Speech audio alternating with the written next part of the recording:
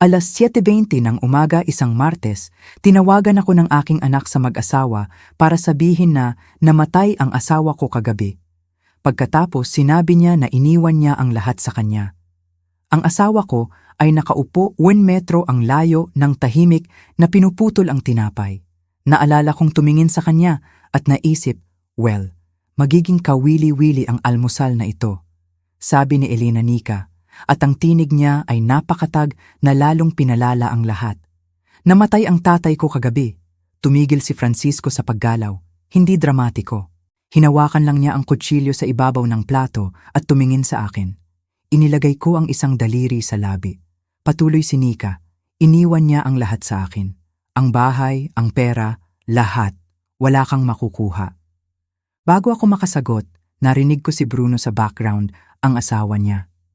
Tawa siya ng bahagya at sinabi, "Finally, wala ka na." Iyon ang sandaling may tumigil sa loob ko. Pindot ko ang speaker at inilagay ang telepono sa mesa ng kusina. Nagsimulang magsalita si Nika tungkol sa pagpunta mamayang hapon para kunin ang ari-arian ng tatay. Sinabi niyang dapat mag-umpisa na ako mag-impake dahil walang dahilan para gawing mas mahirap ang bagay. Sa tapat ko, dahan-dahang ibinaba ni Francisco ang tinidor. "Nika, katahimikan. Mahaba." Pagkatapos yumuko si Francisco sa telepono. "Bago mo linisin ang bahay ko, anak, matatapos ko ba muna ang almusal ko?" Narinig kong may bulong si Bruno na parang, "What the hell?" Tapos natapos ang tawag. Tinitigan ni Francisco ang telepono ko. Mga 5 segundo, walang nagsalita sa amin, kumatok ang coffee maker sa likod ko. Sa labas, may kapitbahay na nagsimulang gumamit ng lawnmower na parang sobrang normal. Sa wakas, sabi ni Francisco, parang disappointed siya. Mas masakit yun sa kanya kaysa sa pera. Nakita ko. 66 na si Francisco noon at hindi naging mabait ang pagre-retiro sa kanya. Ibinenta niya ang commercial plumbing business niya 3 taon ang nakalipas pagkatapos ng halos 4 na dekada ng pag-akyat sa hagdan, pagkapang sa ilalim ng lababo, at pag-uwi na may pasana, hindi niya maalala kung paano nakuha. Nang huminto siya sa trabaho, mabilis dumating ang timbang, halos 14 na fakulo. Napalitan ang kanang tuhod niya at nagre-reklamo pa rin tuwing nagbabago ang panahon. Nagsimulang mag-act up ang puso niya. Isa sa mga gamot niya ang nagpapahilo kung biglang tumayo. May mga umaga nang ang lalaking dating nagbubuhat ng water heater sa basement stairs ay kailangan ko ng tulungan para isuot ang compression socks. Biro niya ito, karamihan. 2 gabi bago ang tawag ni Nika, may sakit sa dibdib si Francisco habang nanonood kami ng lokal na balita. Dinala ko siya sa St. Luke's Medical Center sa Quezon City kung saan inilagay siya overnight dahil irregular ang tibok ng puso. Umuwi siya Lunes ng hapon, pagod, naiinis, at kumbinsido na ang oatmeal sa ospital ay parusa. Dapat doon na nagtapos. Pero nalaman namin na ang kapitbahay naming si Tomas ay nag-iwan ng voicemail kay Nika pagkatapos makita ang ambulansya. "May scare ulit ang tatay mo," sabi niya.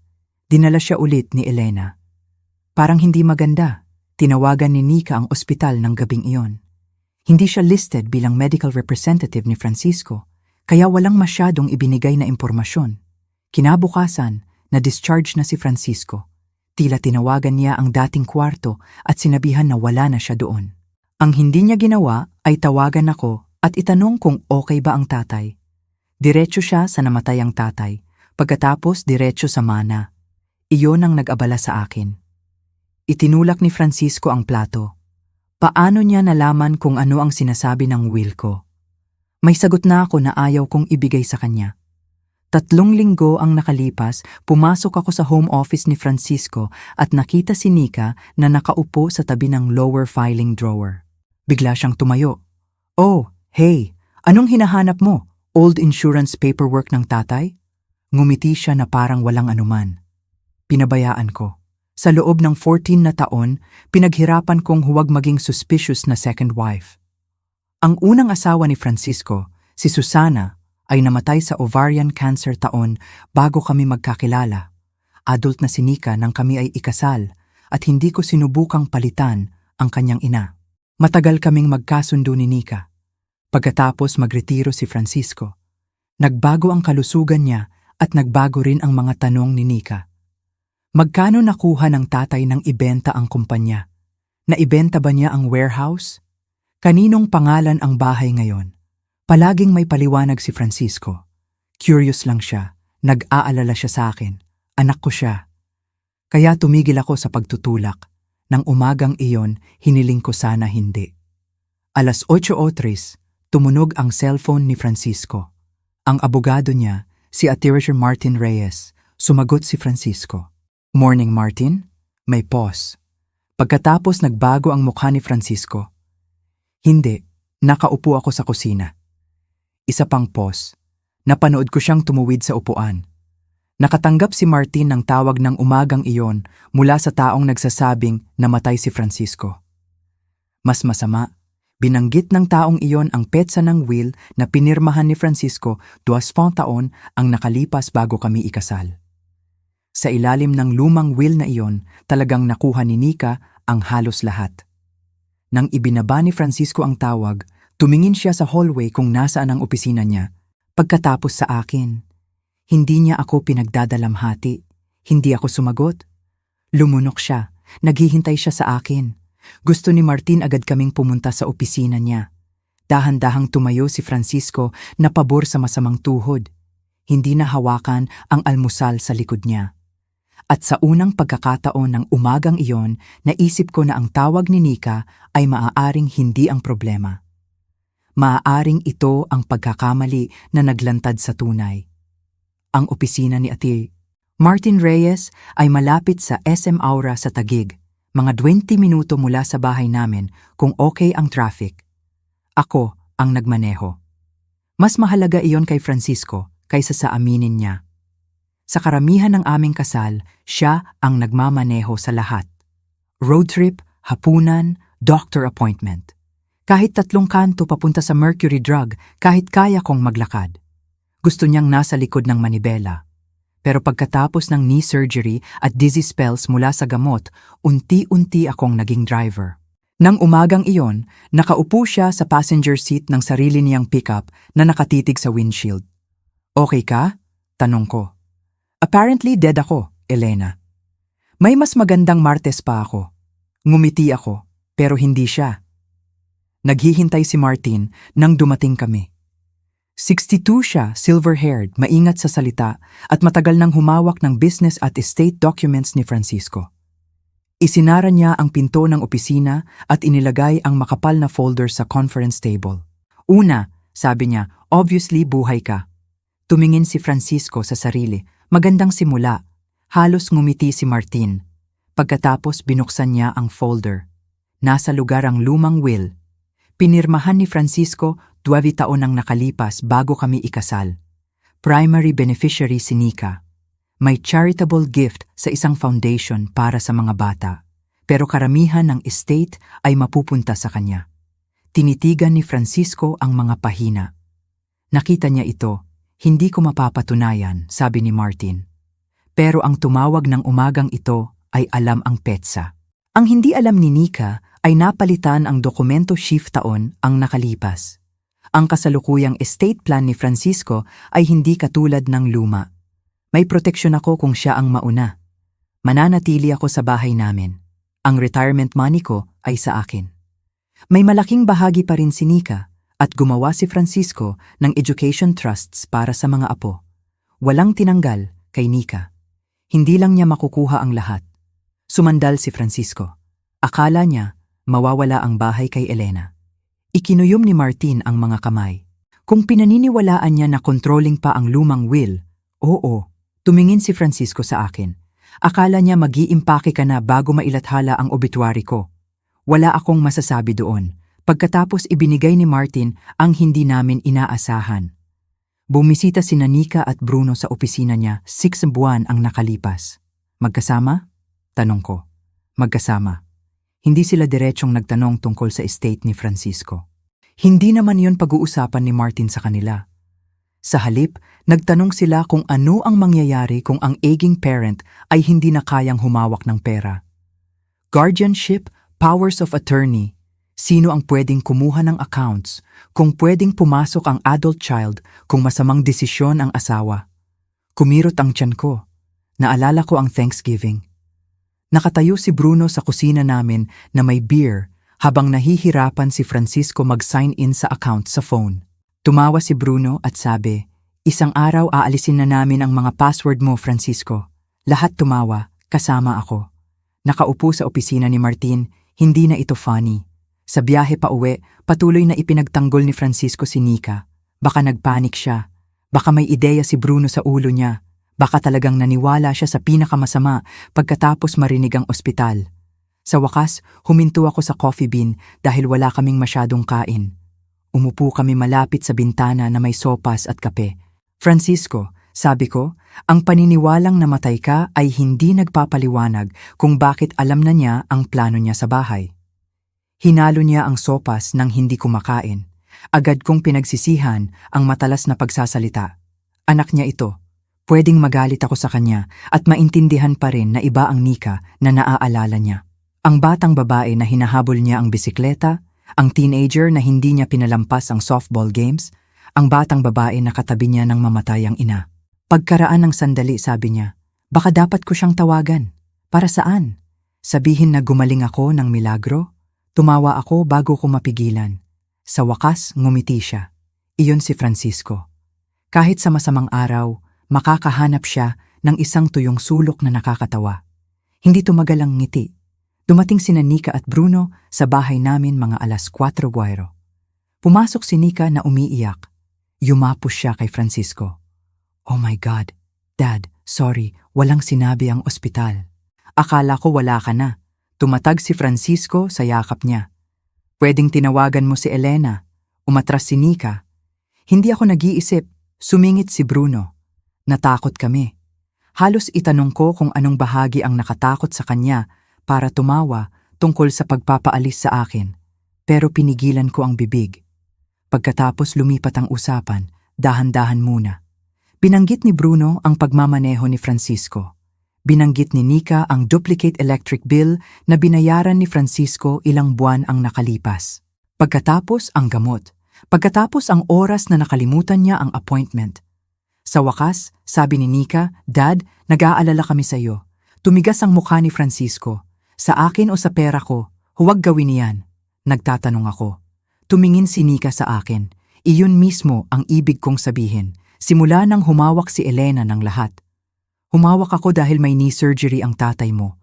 Kontrolado mo kung sino ang kausap niya." Talagang tumawa ako. "Nandito ako, Nika. Nandito rin siya. Hindi niya ako pinansin. Nakausap namin ang abogado." Snorts. Tumahimik si Francisco. "Tungkol saan?" Huminga si Nika. "Guardianship." Binago ng salita ang silid. Tinitigan siya ni Francisco. "Gusto mo bang magdesisyon ang hukom kung kaya ko pang pamahalaan ang sarili kong buhay?" Hindi ganoon. Eksaktong ganoon ang tunog. Inabot ni Nika ang kamay. "Dad, nawala na ang mom. Hindi ako tatayo habang may ibang kumukontrol sa lahat ng itinayo mo. Naroon, 14 na taon ng sama ng loob na nakakompress sa isang pangungusap. Hindi lang ito tungkol sa pera. May bahagi pa rin kay Nika na nakikita ako bilang babaeng pumasok sa espasyong pag-aari ng kanyang ina. Baka ang takot na mawala si Francisco ay naging takot na mawala ang pag-aari niya. Hindi ko na malaman. Umalis sila pagkalipas ng 20 minuto. Kinabukasan, may kumatok sa harap na pinto. Process server sa beranda. Binasa ni Francisco ang unang pahina ng 2 beses bago umupo sa mesa ng kusina. Nag-file si Nika. Kinuskos niya ang mga kamay sa mukha. Talagang gusto niyang sabihin ng korte na hindi ko kayang alagaan ang sarili. Umupo ako sa tabi niya. Kahapon sinubukan ni Nika na magmana mula sa patay na lalaki. Ngayon sinusubukan niyang kontrolin ang buhay. At sa pagkakataong ito, may papeles siya. Hindi sinayang ni Atina Raquel Santos ang oras para pagaanin ang pakiramdam namin. Isa iyon sa dahilan kung bakit gusto ko siya. Elder law attorney siya sa Quezon City, siguro early 50s, na may reading glasses na nakasabit sa manipis na chain sa leeg at may kalmadong boses na pinapakinggan ka. Binasa niya ang petisyon ni Nika habang nakaupo kami ni Francisco sa tapat. Pagkatapos, isinara ang folder. "Huwag mong baliwalain ito dahil insulto ang tunog," sabi niya. "Seryosohin natin, sagutin ng maingat at idokumento ang lahat." Gumalaw si Francisco sa upuan. "Hindi ako incompetent. Hindi ko sinabing ganun ka. Anak ko ang nagsabi."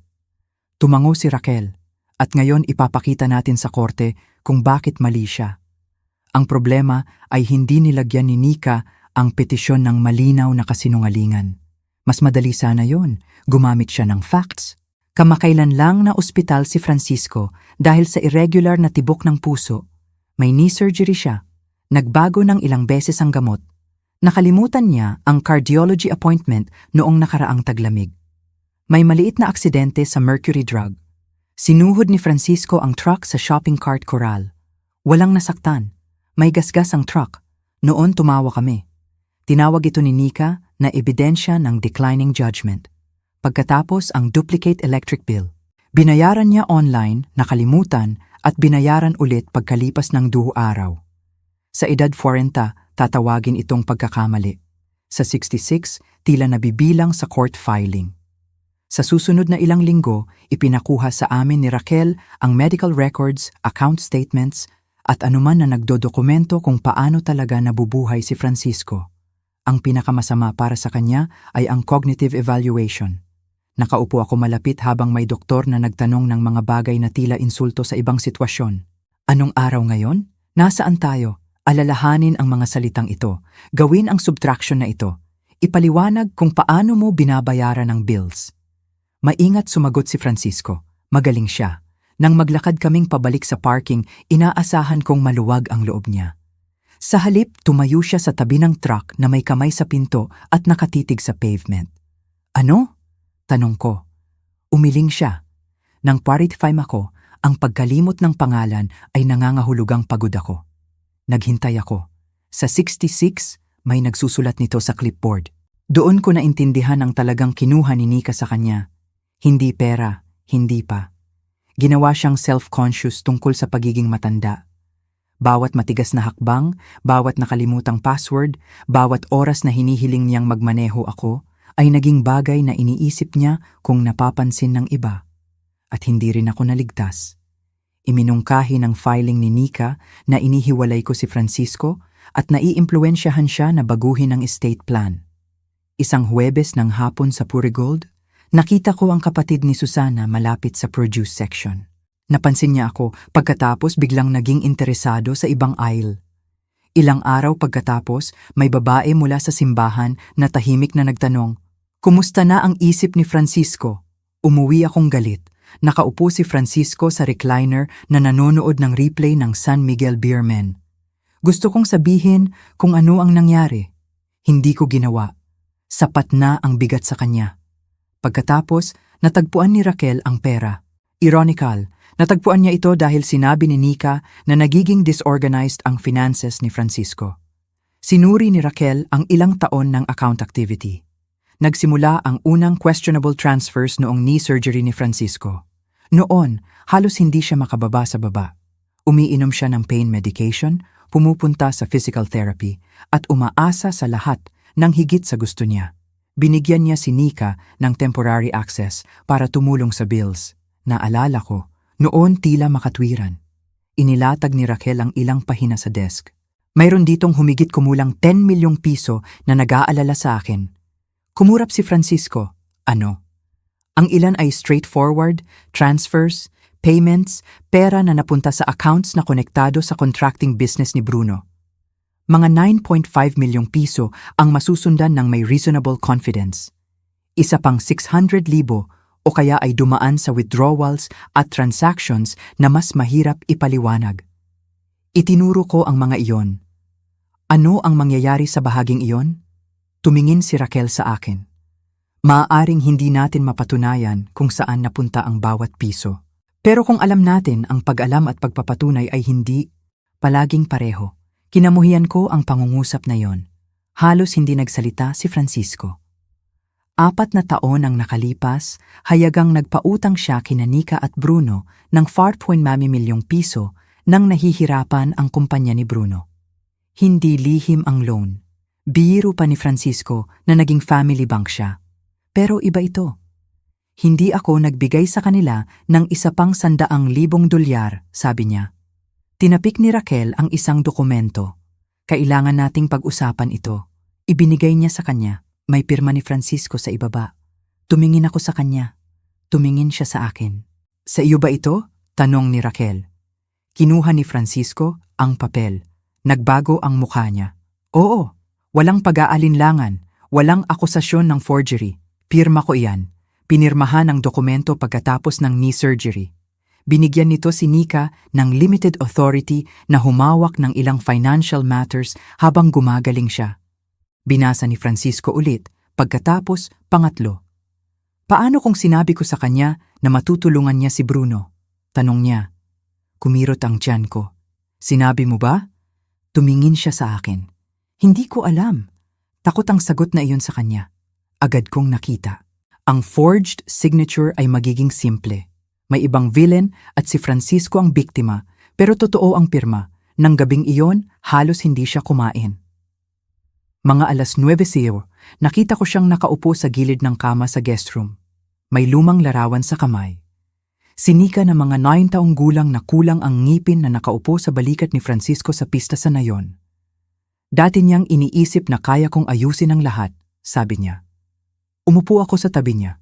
Pagkaraan ng sandali, sabi niya, baka may naaalala siya na hindi ko. Gusto kong sabihin na absolutong hindi. Hindi ko magawa. Wala ako sa bawat usapan nila. At sa unang pagkakataon mula nang magsimula ito, naisip ko kung mali ba kami sa bahagi nito. Kinabukasan ng gabi tumawag si Raquel. Sumagot ako sa kusina. Elena, natapos ko na ang review ng authorization. Humigpit ang kamay ko sa telepono. May authority si Nika. Isinara ko ang mga mata. Pagkatapos, idinagdag ni Raquel, pero hindi para sa ginawa niya. Hiniling ni Raquel na pumunta kami kinabukasan. Inilatag niya ang authorization sa conference table na may yellow tabs sa gilid. Totoo ang pirma, sabi niya. At may permiso si Nika na kumilos para sa iyo habang gumagaling ka. Tumango si Francisco. Naitatag na natin iyan. Pero may hangganan ang permiso. Isinilid ni Raquel ang dokumento sa kanya. Pinahintulutan si Nika na bayaran ang medical bills ni Francisco, humawak ng household expenses, maglipat ng pera sa sariling accounts, at alagaan ang ilang transactions para sa kapakinabangan niya habang gumagaling mula sa surgery. Tinapik ni Raquel ang isang talata. Ang hindi ko nakikita ay permiso na pundohan ng kumpanya ni Bruno. Yumuko si Francisco. Wala roon. Hindi. Kumuha siya ng isa pang sheet. Hindi rin ako makakita ng permiso na bayaran ang personal credit card nila, mag-ambag sa improvements ng bahay nila, o gumawa ng cash withdrawals na hindi kaugnay sa gastos mo. Tumingin ako kay Francisco. Hindi siya mukhang maluwag. Nagulat ako. Sa loob ng mga araw, natakot siya na nakalimutan niyang bigyan ng permiso si Nika.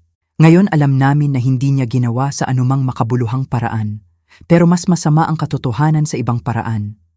Hindi niya peke ang tiwala, ginamit niya ito. Ibinigay ni Francisco sa anak ang susi dahil hindi siya makagalaw pagkatapos ng surgery, at tahimik niyang binuksan ang mga pinto na hindi niya sinasadyang hawakan.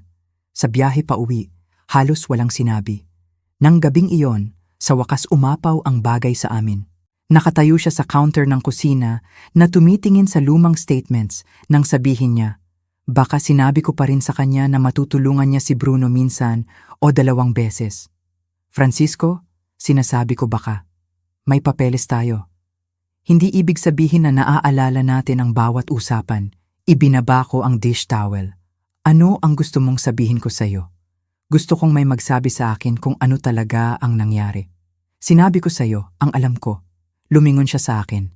Lahat ay nagsasabi sa akin ang alam ko. Sinasabi ni Nika na hindi ko maalala. Tinatanong ng mga abogado kung ano ang naaalala ko. Sinusubok ng mga doktor kung ano ang naaalala ko. Tumataas ang boses niya. At ngayon ikaw na.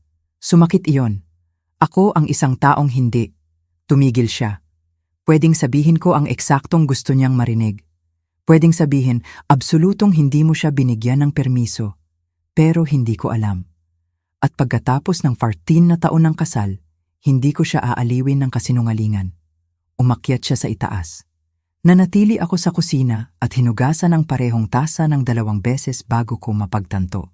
Halos hindi kami nagsalita sa natitirang gabi. 2 araw pagkatapos, tumawag si Raquel na may iba pa. Sa exchange of records, nakatanggap ang opisina niya ng mas lumang text messages sa pagitan ni Nika at Bruno. Isa sa mga iyon ang nagpaliwanag ng marami. Isinulat ni Bruno, "Hindi ito gagawing public ng tatay mo. Mas gusto niyang kainin ang loss kaysa sabihin sa lahat na kinuha ng sariling anak ang pera." Mas maikli ang sagot ni Nika. "Palagi niya akong pinapatawad." Binasa ni Francisco ang mga salitang iyon sa opisina ni Raquel. Pagkatapos binasa ulit, napanood ko ang pagbabago sa mukha niya. Hindi eksaktong galit, recognition.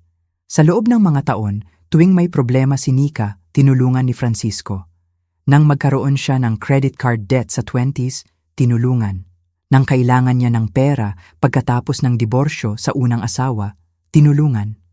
Nang halos mabangkarote ang business ni Bruno, nagpautang si Francisco ng 4.5 milyong piso. Hindi naman siguro naniwala sina Nika at Bruno na perpekto ang tracks nila. Naniwala silang hindi mahalaga. Hindi kailanman ipapahiya ni Francisco ang anak ng hayagan. Kakainin niya ang loss, panatilihin ang kapayapaan ng pamilya, protektahan si Nika mula sa kahihinatnan. Ibinabalik ni Francisco ang papel sa desk ni Raquel. Iyon ang mali nila. Unang pagkakataon mula nang dumating ang petition na parang siya ulit. Ang pagbalik ng kumpiyansa ay higit pa sa isang magandang pangungusap. Huminto si Francisco sa Thursday breakfast kasama ang mga dating kasama sa trabaho. Sabi niya hindi siya gutom. Alam ko ang totoo. Akala niya narinig na ng lahat ang guardianship case. Isang Huwebes ng umaga, ibinagsak ko ang sapatos sa tabi ng recliner. Magbihis ka. Tumingin siya sa ibabaw ng reading glasses. Bakit? Pupunta tayo sa Max's restaurant. Hindi ako gutom. Mabuti. Masyadong malaki ang servings nila. Tinitigan niya ako. Bahagi ba ito ng rehabilitation ko? Oo, biscuits at public exposure. Nakuha ang tawa. Kaya pumunta kami. At alam mo ang nangyari? Wala. Walang nagtanong kay Francisco kung anong taon. Walang nagsuri ng memorya. Nagrereklamo ang dating foreman tungkol sa property tax. May argument tungkol sa beerman. May 10 minutong nagpaliwanag kung bakit daw sinisira ng bagong hearing aids ang buhay niya. Nakaupo si Francisco na umiinom ng masamang kape at tinatrato bilang ordinaryong 65 anyos. Higit pa ang naitulong nito kaysa inaasahan ko. Pagkatapos, gumawa siya ng desisyon tungkol sa estate. Hindi galit. Hindi tuluyang na-disinherit si Nika. Nanatili ang education trusts ng mga apo sa ilalim ng independent trustee. Protektado pa rin ako sa bahay.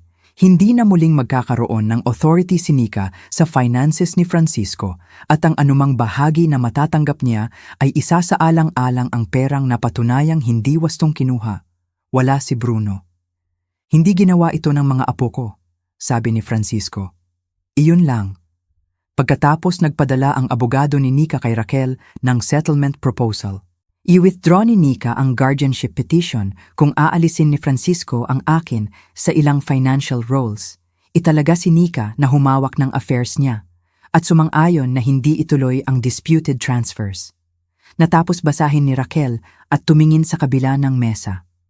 Well, sabi niya, nilinaw nito ang natitirang misteryo. Talagang tumawa si Francisco. Nakaset ang guardianship hearing sa Regional Trial Court ng Quezon City. Nang gabing bago, inilatag ni Francisco ang bagong sport coat. Kinabukasan, matigas ang mga daliri, kaya tinulungan ko ang isang cuff. Mukhang nahiya siya. Hindi ko binanggit. Akala niya, madali ako dahil tumanda, sabi niya. Ano ang gagawin mo? Inabot ni Francisco ang tungkod. Magpakita. At iyon mismo ang hindi inaasahan ni Nika. Nasa loob na si Nika ng courtroom nang dumating kami. Kasama si Bruno at 3 kamag-anak sa likod, kasama ang kapatid ni Susana, ang babaeng umiwas sa akin sa Purigold. Naintindihan ko kung bakit sila nandoon. Linggo-linggo ni Nika ang sinabi sa mga tao. Bumababa ang tatay, kontrolado ng second wife, at protektahan lang niya. Pagkatapos pumasok si Francisco na may tungkod, hindi mukhang 20 taon na mas bata, hindi nagpapanggap na hindi sumasakit ang tuhod, si Francisco lang, Tumingin si Nika sa kanya, pagkatapos agad tumingin sa ibang direksyon. Nagsimula ang abogado niya sa kalusugan ni Francisco, ang ospital, ang knee replacement, ang gamot, ang nakalimutang cardiology appointment, kahit ang shopping cart koral sa Mercury Drug ay muling lumitaw. Sumagot si Francisco nang hindi sinisikap magmukhang perpekto. Oo, nakalimutan ko ang appointment. Oo, mas madalas magmaneho si Elena. Oo, minsan pumapasok ako sa kwarto at nakakalimutan kung bakit. Tumingin ang abogado ni Nika sa hukom. Idinagdag ni Francisco, masama ang tuhod ko. Hindi na gaya ng dati ang pandinig. Wala sa mga iyon ang nangangahulugang pag-aari ako ng anak ko. Nakita kong itinago ni Raquel ang pinakamaliit na ngiti. Pagkatapos dumating ang dokumentong kinatatakutan ko, inilabas ng abogado ni Nika ang financial authorization. Maingat niyang nilakad si Francisco. Iyon ba ang pirma mo? Oo. At kusang loob mong binigyan ng anak ng authority na humawak ng financial matters, certain financial matters? Pero pinagkatiwalaan mo siya. Tumingin si Francisco kay Nika. Oo. Sa ilang minuto naramdaman kong nahihiwalay ang kaso sa amin. Totoo ang papel. Pinirmahan ni Francisco. Walang makakapagbago niyon. Pagkatapos tumayo si Raquel. Hindi niya pinagtatalunan ang kahit isang salita. Oo, sabi niya. Pinagkatiwalaan ni G. Francisco ang anak. Tinatanong niya si Nika kung pinahihintulutan ba ng authorization na bayaran ang medical expenses ni Francisco. Oo, sabi ni Nika. Household bills? Oo. Maglipat ng pondo sa accounts ni Francisco para sa kapakinabangan niya? Oo. Pagkatapos binago ni Raquel ang direksyon. Saan dito pinahihintulutan kang ilipat ang pera niya sa business ng asawa mo? Nagatubili si Nika. Binigyan ako ng financial authority. Hindi iyon ang tanong ko. Katahimikan. Nagtanong si Raquel tungkol sa payments sa credit card ni Nika at Bruno, pagkatapos pera na konektado sa improvements ng bahay nila. Pagkatapos, ang withdrawals na walang kinalaman sa medical care o household expenses ni Francisco. Sumagot ang abogado ni Nika sa ilang bahagi at pinanatili ng hukom si Raquel sa focus. Mas seryoso ang buong bagay. Walang dramatic speeches, numero at dokumento lang. Hindi rin inangkin ni Raquel na mapapatunayan namin ang bawat piso. Mga 9.5 milyong piso ang makokonekta ng may reasonable confidence sa transactions na labas sa layunin na pinahintulutan ni Francisco. Isa pang 600,000 o kaya ay dumaan sa cash withdrawals at iba pang activity na masyadong malabo para malinaw na itali. Natutuwa akong inamin niya, hindi perpekto ang katotohanan, hindi kailangan. Pagkatapos inilarawan ni Francisco ang tawag, sinabi niya sa hukom ang eksaktong narinig niya kay Nika ng Martes na umaga. Namatay ang tatay ko kagabi. Iniwan niya ang lahat sa akin. Wala kang makukuha. Umiling si Nika. Nalito ako. Akala ko patay na siya. Tumingin si Francisco sa kanya. Akala mo patay na ako? Hindi ka nalito kung ano ang gusto mo pagkatapos. Unang sandali na nagsimulang mawalan ng composure si Nika. Iginiit niya na si Bruno ang humawak ng maraming transactions. Lumingon si Bruno sa kanya. Alam mo kung ano ang ginagawa natin. Alam ko ang sinabi mo. Sabi mo hindi mapapansin ng tatay mo ang kalahati. Nagbago ang mukha ni Nika. Tumahimik si Bruno. Walang kailangang magpaliwanag kung ano ang nangyari. Tila napagtanto rin ni Bruno ng mga 2 segundo ng huli. Tinawag ng hukom ang order. Pagkatapos nito, iba ang pakiramdam ng silid. Malapit sa dulo, pinayagan si Francisco na magsalita tungkol sa kagustuhan at relasyon niya kay Nika. Ipinahinga niya ang parehong kamay sa hawakan ng tungkod. Akala mo mahina ako dahil tumanda ako, sabi niya. Nagsimulang umiyak si Nika. Hindi itinaas ni Francisco ang boses. Alam kong mas mabagal ako. Nagmamaneho si Elena kapag hindi ako steady. Tinutulungan niya ako sa mga bagay na dati kong ginagawa. Minsan nakakalimutan ko ang mga pangalan. Minsan sumasakit ang tuhod ng husto kaya ayaw kong umalis ng bahay. Huminto siya. Ang pangangailangan ng tulong mula sa asawa ay hindi ako ginagawang pag-aari ng anak. Pinunasan ni Nika ang mukha. Tumingin si Francisco pababa sandali bago magpatuloy. Masakit ang pera. Masakit ang mga papeles ng korte. Pero hindi iyon ang pinakamasama. Tumingin siya ng direkta sa kanya. Ang pinakamasama ay marinig kung gaano kakasaya ng akala mong patay na ako. Walang gumalaw. Galit ako kay Nika ng mga linggo. Sa sandaling iyon hindi. Nakaramdam lang ako ng matinding lungkot para kay Francisco. Nabigo ang guardianship petition. Walang movie-style arrest pagkatapos. Walang naglagay kay Bruno ng handcuffs sa labas ng courtroom. Ipinaliwanag ni Raquel na hiwalay na usapin ang disputed money. Tapos na ang guardianship case, sabi niya sa amin. Hindi ang pera, sapat na iyon. Sa labas ng courthouse, inabutan ako ni Nika. Masunod sina Francisco at Raquel. Inihiwalay mo siya sa akin, sabi ni Nika. Tumingin ako sa kanya. May sandaang malulupit na bagay na masasabi ko. Hindi ko kailangan. Nika, nakaupo ang tatay mo sa tabi ko nang ipagdiwang mo ang kamatayan niya. Hindi ko kailangang ihiwalay siya sa kanino man. Binuksan niya ang bibig pagkatapos isinara. Dumating si Francisco sa likod namin na mas mabigat ang pagkakaasa sa tungkod kaysa ng umaga. Pumunta ako sa kanya. Okay ka? Huminga siya. Pagod. Pagkatapos, sumulyap sa courthouse. Para sa patay na tao, sa tingin ko magaling ako. Tumawa ako. Siya rin. At pagkatapos ng mga linggo ng doktor, abogado, akusasyon at mga taong nagdedesisyon kung ano ang kaya o hindi kaya ni Francisco, naglakad kami papunta sa pick-up sa eksaktong bilis niya. Walang nagmamadali sa kanya. Ang panalo sa korte ay hindi nag-ayos ng pamilya. Sa tingin ko nagulat si Francisco. Sa loob ng mga buwan, halos hindi siya kinausap ni Nika. Walang Sunday calls, walang random pictures ng mga apo. Sa Thanksgiving, nagpadala siya ng 2 linyang text sa halip na pumunta. Nagkunwari si Francisco na hindi siya apektado. Alam ko. Isang gabi, nakita ko siyang nakaupo sa mesa ng kusina pagkatapos ng hating gabi na pinipihit ang telepono sa mga kamay. Baka dapat ko nang hayaan ang pera, sabi niya. At ang guardianship? Hindi siya sumagot. Hindi iyon tungkol sa pera, Francisco. Alam ko. Pwedeng patawarin ng tao nang hindi muling ibinibigay ang susi.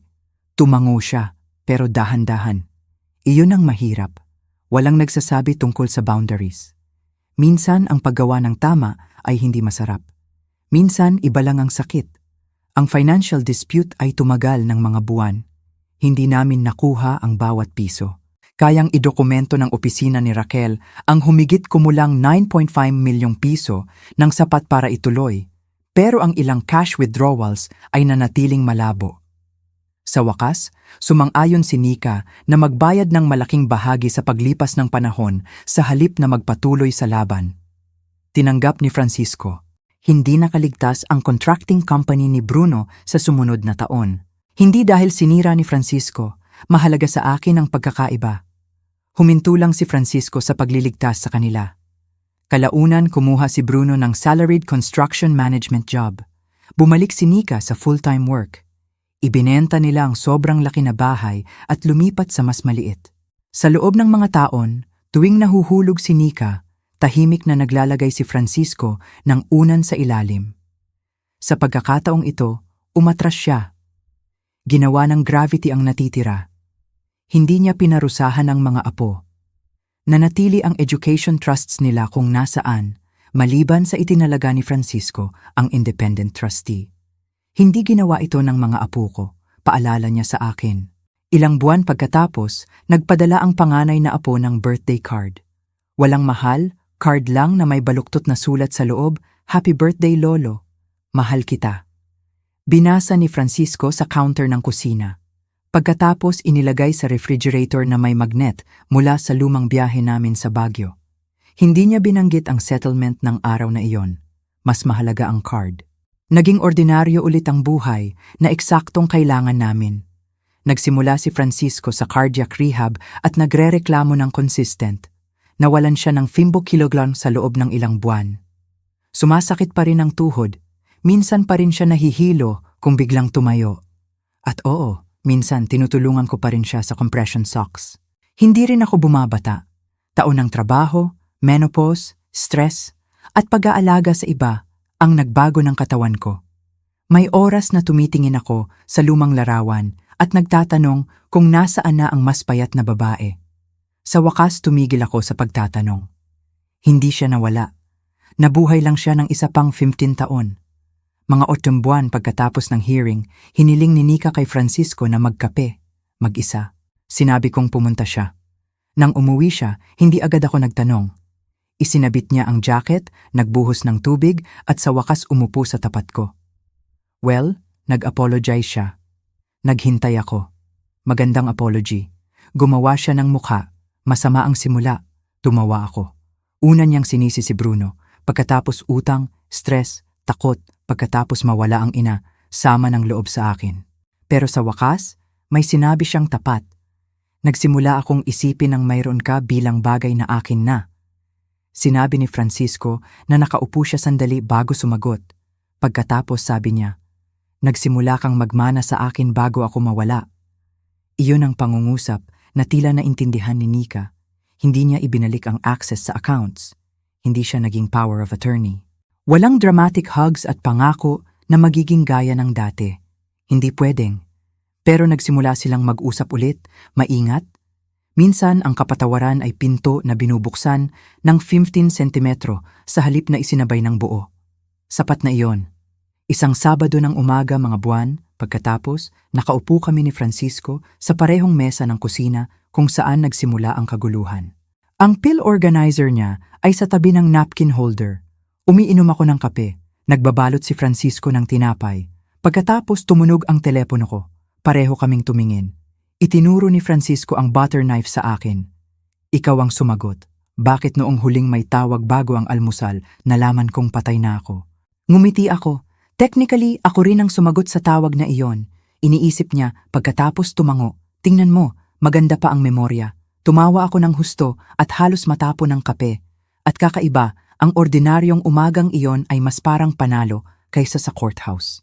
Mas matanda kami, mas mabagal, medyo mas mabigat, medyo mas maingat sa pagbaba ng hagdan.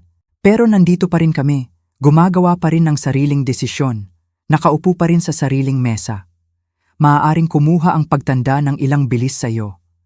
Maaaring baguhin ang katawan at hubugin ang kumpiyansa. Pero hindi nito binibigyan ng sinuman, kahit pamilya, ng karapatan na kunin ang dignidad mo. Kung kailangan mo nang magtakda ng boundary sa taong minamahal mo pa rin, malamang alam mo kung bakit mas mahirap ito kaysa sa hitsura. Minsan, ang pagprotekta sa sarili at pagmamahal sa isang tao ay kailangang magkasama. Salamat sa pakikinig.